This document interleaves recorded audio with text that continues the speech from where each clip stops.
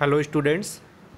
Previous video में हमने lung abscess जो हमारा चल रहा था उसकी प्रीवियस वीडियो में हमने इसका जो डेफिनेशन है और कॉजेज़ के बारे में पढ़ लिया था। इस वीडियो में मैं आपको इसकी पैथोफिजियोलॉजी, साइन एंड सिम्टम्स और ट्रीटमेंट को कंप्लीट करा दूंगा और ये टॉपिक भी कंप्लीट हो जाएगा। तो सबसे पहले अपन बात कर लेते हैं इसकी पैथोफिजियोलॉजी की, यानी क्या मैकेनिज्म होती है, कैसे डिजीज़ अकर होती है। तो यहाँ पे जो भी पॉजिटिव फैक्टर्स होते हैं, लाइक जो एस्पायरेशन की कंडीशन हो गई या कोई पेरिडोंटियल डिजीज़ हो गई, ठीक है, तो इन पॉजिटिव फैक्टर्स की वजह से होता क्या है कि जो बैक्टीरिया वगैरह होते हैं वो लंग्स के अंदर रीच कर जाते हैं। लोअर एयरवेज का मतलब ये है कि जो हमारे लंग्स है, जो लोअर रेस्पिरेटरी ट्रैक्ट है, उसमें माइक्रो ऑर्गेनिज्म या जो बैक्टीरिया है वो रीच या पहुंच जाते हैं वहाँ पे, ठीक है। अब बैक्टीरिया अगर लंग्स के अंदर आएगा तो क्या करेगा, वहाँ पे इन्फेक्शन कोज करेगा, ठीक है। तो जैसे ही लंग्स के अंदर इन्फेक्शन होगा तो वहाँ पे एक कंडीशन एराइज होगी जिसको अपन बोलेंगे न्यूमोनाइटिस। न्यूमोनाइटिस का मतलब ये है कि जो लंग एरिया है उसमें इन्फ्लामेशन हो जाएगा। दिखती सी बात है, बैक्टीरिया लंग्स में आया है, इन्फेक्शन कोज कर रहा है, इन्फेक्शन करेगा तो वहाँ पे इम्यूनिटी रिस्पॉन्स देगी, इम्यूनिटी रिस्पॉन्स देगी तो इन्फ्लामेशन होगा जिसको अपन बोलेंगे न्यूमोनाइटिस, ठीक है। अब इसकी वजह से क्या होगा कि जैसे पेशेंट को इन्फ्लामेशन हो गया लंग्स में, तो इन्फ्लामेशन होने के 7 से 14 दिन के अंदर अंदर जो टिश्यू होते हैं, लंग्स के जो टिश्यूज़ होते हैं, उनमें नेक्रोसिस की कंडीशन हो जाएगी। क्योंकि आप लोगों को पता है कि जैसे ही इन्फ्लामेशन होता है तो वहाँ जहाँ पे इन्फेक्शन हुआ है उस एरिया में WBCs वगैरह आती है, लाइक जो न्यूट्रोफिल्स है, मैक्रोफेजेस वगैरह वहाँ पे आती है।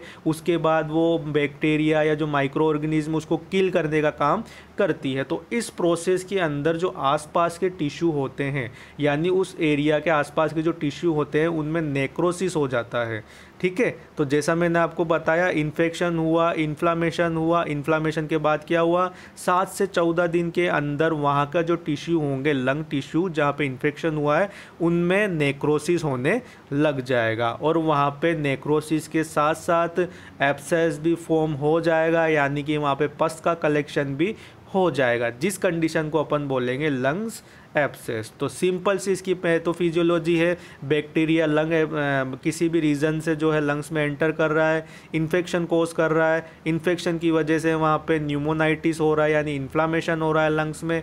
इन्फ्लामेशन के 7 से 14 दिन के अंदर वहाँ पे नेक्रोसिस हो रहा है और पस का कलेक्शन हो रहा है, जिस कंडीशन को अपन बोलेंगे lungs abscess, okay. Next one बात कर लेते हैं अपन इसके साइन एंड सिम्टम्स की। तो लंग एब्सेस का जो नोटिसेबल सिम्टम होता है, यानी इसका जो मोस्ट इम्पोर्टेंट सिम्टम होता है वो होता है प्रोडक्टिव कफ, यानी पर्सन को बहुत ज़्यादा जो है कफिंग होती है, खांसी वगैरह आती है।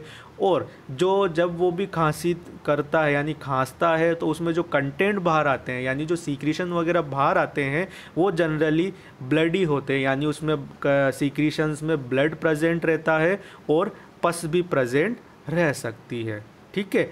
और इसके साथ साथ जो सीक्रेशन बाहर आएंगे, लाइक जो ब्लड आएगा या जो पस वगैरह बाहर आएगी, उनका जो ऑर्डर रहेगा, यानी जो उनकी बदबू आएगी, बहुत ज़्यादा फाउल ऑर्डर रहेगा, बहुत बुरी बदबू आएगी, ठीक है। तो ये इसका मोस्ट इम्पोर्टेंट सिम्टम होता है।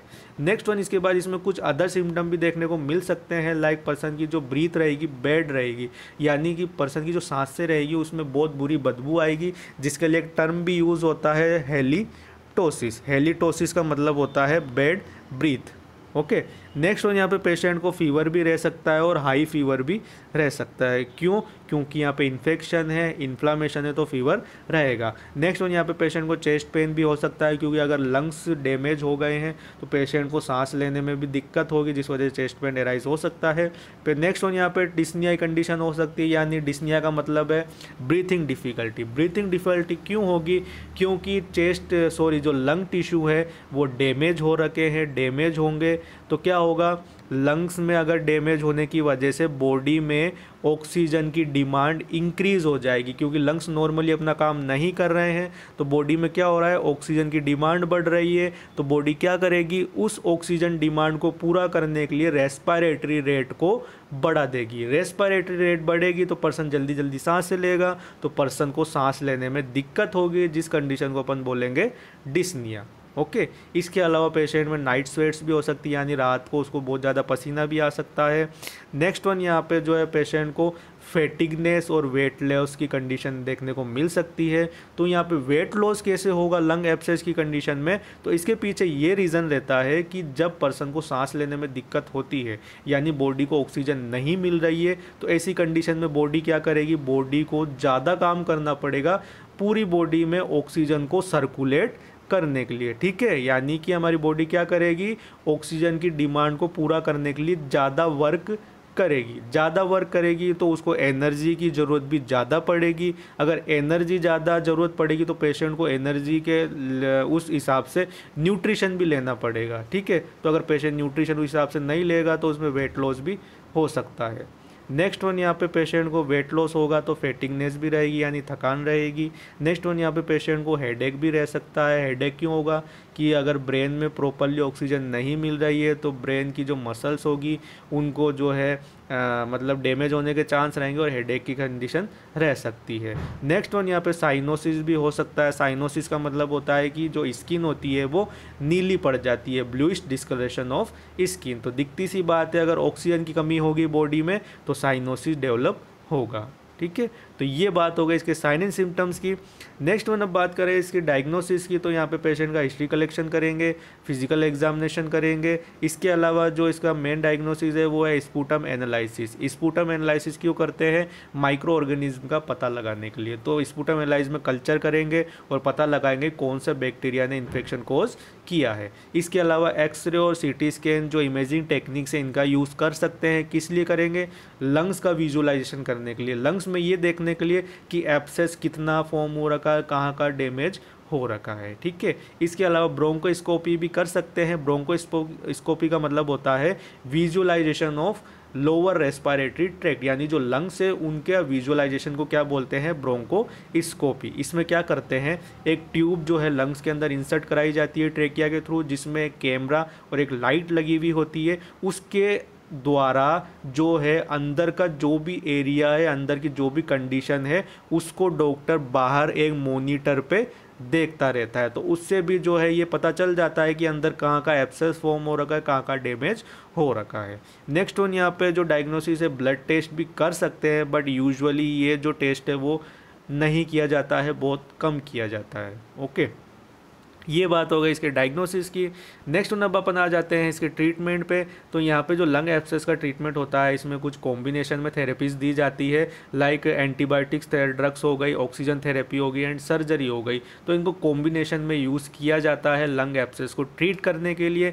सबसे पहले अपन बात कर लेते हैं एंटीबायोटिक्स की। तो जनरली लंग एब्सेस की कंडीशन में पेनिसिलिन या क्लिंडामाइसिन जैसी जो है एंटीबायोटिक्स दी जाती है बैक्टीरियल इन्फेक्शन को ख़त्म करने के लिए। इसके अलावा जो ये एंटीबायोटिक्स होती है ये जनरली पेशेंट को आईवी रूट के द्वारा दी जाती है स्टार्टिंग फेज में, जब पेशेंट का ट्रीटमेंट स्टार्ट होता है। ठीक है, जब पेशेंट ट्रीटमेंट लेना स्टार्ट करता है तो उसको एंटीबायोटिक्स कैसे दी जाती है, आईवी रूट के थ्रू दी जाती है, इंट्रावीनस दी जाती है। ठीक है, उसके बाद जब तक पेशेंट की कंडीशन इम्प्रूवमेंट नहीं आने लग जाता है, यानी कंडीशन जब तक इम्प्रूवमेंट नहीं होती है तो पेशेंट को ड्रग्स आईवी के थ्रू ही दी जाती है। और जैसे जैसे फिर आफ्टरवर्ड्स, यानी बाद में अगर उसकी कंडीशन में इम्प्रूवमेंट आती है, सुधार होता है, देन पेशेंट को जो है एंटीबायोटिक्स ओरल फॉर्म में देने लग जाते हैं। शुरू में आईवी फॉर्म में दी, इम्प्रूवमेंट हुआ, देन उसके बाद ओरल टेबलेट्स देने लग जाते हैं। तो यहाँ पे जो एंटीबायोटिक्स पेशेंट को दी जाती है जनरली 1 महीने तक या उससे ज़्यादा भी महीने तक दे सकते हैं। अब ये डिपेंड करता है कि पेशेंट की कंडीशन कितनी अच्छी है या कितनी ख़राब है, उस पर डिपेंड करेगा उसके ट्रीटमेंट का ड्यूरेशन। ओके, नेक्स्ट वन यहाँ पे पेशेंट में पोस्चुरल ड्रेनेज की भी कर सकते हैं। अब पोस्चुरल ड्रेनेज क्या होता है, तो पोस्चुरल ड्रेनेज एक ऐसी मतलब प्रोसीजर जैसा होता है कि जिसमें पेशेंट को रिवर्स टेंडनबर्ग पोजीशन में जो है लेटाया जाता है, यानी कि इस तरह से उल्टा। हेड साइड तो नीचे की तरफ रहता है और बेड साइड जो फुट लेग साइड होता है वो ऊपर की तरफ होता है। ठीक है, हेड साइड क्या है, सर जो होता है वो नीचे की तरफ और जो लेग है वो ऊपर की तरफ। इससे क्या होता है कि ग्रेविटी की वजह से, ग्रेविटी का यहाँ पे यूज़ किया जाता है। ठीक है, इस प्रोसीजर में ग्रेविटी का यहाँ यूज़ किया जाता है। तो ग्रेविटी से क्या होता है कि जो पेशेंट के जो लंग्स में जो सीक्रीशंस होते हैं वो पीछे की तरफ आके जो है ओरल कैविटी में आ जाते हैं और उनको कफ अप करा दिया जाता है, यानी बाहर की तरफ निकलवा दिया जाता है। तो पोस्चुरल ड्रेनेज में क्या किया जाता है, ग्रेविटी का यूज़ करके पेशेंट के जो भी सीक्रीशन जमा है लंग्स में उसको बाहर निकाला जाता है। ठीक है, नेक्स्ट वन, यहाँ पे पेशेंट को जो है ऑक्सीजन थेरेपी भी दे सकते हैं हाइपोक्सिया या हाइपोक्सीमिया की कंडीशन को ट्रीट करने के लिए। इसके अलावा लंग एब्सेस जो होता है ये एक सीरियस कंडीशन होती है, यानी इसमें पेशेंट को काम कम करने को बोलते हैं और आराम ज़्यादा करने को बोलते हैं, क्योंकि पेशेंट जितना ज़्यादा काम करेगा उसकी ऑक्सीजन डिमांड उतनी ज़्यादा बढ़ेगी। नेक्स्ट वन बात कर लेते हैं यहाँ पे सर्जरी की। तो यहाँ पे जो सर्जरी की जाती है जनरली ये 5% केसेस में ही करने को देखने को मिलती है, यानी सर्जरी बहुत कम की जाती है। मतलब एंटीबायोटिक्स वगैरह से ट्रीटमेंट से जो है लंग एब्सेस कंडीशन ट्रीट हो जाती है अगर टाइमली ट्रीटमेंट कर दिया जाए। बाकी 5% केसेस में जो है सर्जरी की ज़रूरत पड़ती है। अब ये जो 5% केसेस होते हैं ये कौन से केसेस होते हैं, तो ये ऐसे केसेस होते हैं या ऐसे पेशेंट होते हैं जो एंटीबायोटिक्स को रिस्पॉन्ड नहीं कर रहे हैं या उन पे एंटीबायोटिक्स असर नहीं कर रही है, या जिनका जो है लार्ज अमाउंट में जब वो खांस रहे हैं तो लार्ज अमाउंट में ब्लड बाहर आ रहा है, लाइक 500 ml या 500 ml से ज़्यादा वो ब्लड कफ अप कर रहे हैं, तो ऐसे पेशेंट में फिर सर्जरी करनी पड़ती है। ठीक है, अब इस सर्जरी में करते क्या है कि जो लंग्स का जो टिश्यू डैमेज हो चुका है उस डैमेज पोर्शन को जो है कट करके बाहर निकाल लिया जाता है, ताकि वो एक तो एब्सेस ज़्यादा और एरिया में स्प्रेड ना हो और जो भी डिजीज़ पोर्शन है वो बाहर आ जाए। ठीक है, तो इस तरह से सर्जरी की जाती है। नेक्स्ट वन बात कर लेते हैं अपन इसकी कॉम्प्लिकेशंस की, कि इस वजह से लंग एब्सेस को अगर ट्रीट नहीं किया जाए तो क्या क्या इससे कॉम्प्लिकेशंस हो सकती है। तो लाइक इसमें फर्स्ट वन है एम्पाइमा। एम्पाइमा का मतलब होता है कि जो प्लूरल कैविटी होती है उसमें जो है पस का कलेक्शन हो जाता है। नेक्स्ट वन यहाँ पे जो है ब्रोंकोप्लूरल फिसूला भी यहाँ पे देखने को मिल सकता है, यानी कि जो प्लूरल कैविटी और जो लंग्स है उनके बीच में जो है फिसूला बन जाता है, यानी ओपनिंग हो जाती है, होल बन जाता है। ठीक है, इसके अलावा चेस्ट वॉल से ब्लीडिंग भी देखने को मिल सकती है लंग एब्सेस की वजह से। नेक्स्ट वन यहाँ पे कॉम्प्लिकेशन एक और हो सकती है कि इन्फेक्शन लंग्स के थ्रू अदर बॉडी पार्ट्स में भी स्प्रेड हो सकता है, लाइक ब्रेन। ठीक है, लंग एब्सेस से जो इन्फेक्शन है वो ब्रेन में भी रीच कर सकता है अगर इसको टाइमली ट्रीट नहीं किया जाए। तो ये यहाँ पे कुछ जो है कॉम्प्लिकेशंस देखने को मिल सकती है लंग एब्सेस में। नेक्स्ट हम बात कर लेते हैं अपन इसके प्रिवेंशन की, कि इसको कैसे प्रिवेंट करेंगे।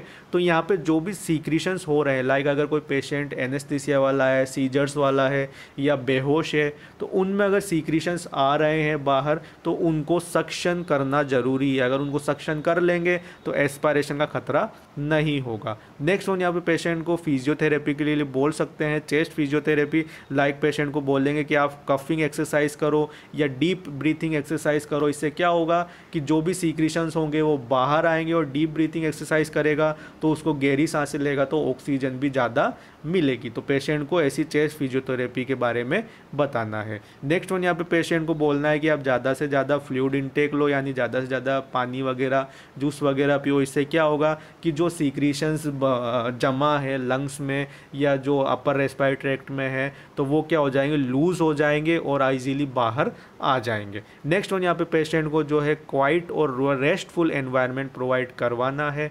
ठीक है, तो इस तरह से जो है लंग एब्सेस को प्रिवेंट किया जा सकता है। नेक्स्ट वन अब बात कर लेते हैं अपन इसके नर्सिंग मैनेजमेंट की। तो यहाँ पे जो नर्सिंग मैनेजमेंट या नर्सिंग केयर कैसे प्रोवाइड करनी है, तो यहाँ पे फर्स्ट पॉइंट है कि पेशेंट का जो है वाइटल साइंस को मॉनिटर करते रहना है, लाइक स्पेशली जो उसकी रेस्पिरेटरी रेट है उसको एसेस करते रहना है, हार्ट रेट वगैरह को भी एसेस करना है। नेक्स्ट वन यहाँ पे पेशेंट को जो एंटीबायोटिक्स वगैरह है वो प्रोवाइड करनी है जिस तरह से डॉक्टर ने प्रिस्क्राइब की है। इसके अलावा पेशेंट को एजुकेट करना है, बताना है किस बारे में, डीप ब्रीथिंग एक्सरसाइज के बारे में और कफिंग एक्सरसाइज के बारे में। इनसे क्या होगा कि पेशेंट के लंग्स एक तो अच्छे से एक्सपेंड होंगे, सीक्रीशन बाहर आएंगे और ऑक्सीजन उसको अच्छे से मिल पाएगी। नेक्स्ट वन पेशेंट को ये बोलना है कि आपका जो न्यूट्रिशनल इंटेक है, फ्लूइड इंटेक है, वो आपको अच्छे से लेना है और उसमें जो आपको डाइट लेनी है वो कैसी लेनी है, जो डाइट प्रोटीन और कैलोरी में हाई हो। ठीक है, क्यों? क्योंकि ऐसे टाइम में क्या होता है, लंग एब्सेस कंडीशन में पेशेंट को एनर्जी की ज़रूरत ज़्यादा पड़ती है। तो हमें क्या बोलना है पेशेंट को कि आप ऐसी डाइट लो जो हाई प्रोटीन और हाई कैलोरी हो, ठीक है। नेक्स्ट में यहाँ पेशेंट को ऑक्सीजन प्रोवाइड करनी है अगर ज़रूरत पड़े तो। इसके अलावा पेशेंट को थोड़ा मोबिलाइजेशन भी करवाना है, मूवमेंट्स भी करवाने हैं। इसके अलावा नेक्स्ट में पेशेंट को फ्लूइड एडमिनिस्टर करना है जैसा प्रिस्क्राइब किया गया है। लास्ट में पेशेंट को जो है अच्छा और क्वाइट और रेस्टफुल इन्वायरमेंट प्रोवाइड करवाना है ताकि उसको ज़्यादा इरिटेशन ना हो और वो अपने आराम से रह सके, ठीक है। तो ये बात हो गई इसके नर्सिंग मैनेजमेंट की और ये टॉपिक भी कंप्लीट हो गया। अगर आपको इसमें कोई भी दिक्कत हो तो आप मुझे कमेंट करके पूछ लीजिए। Thank you.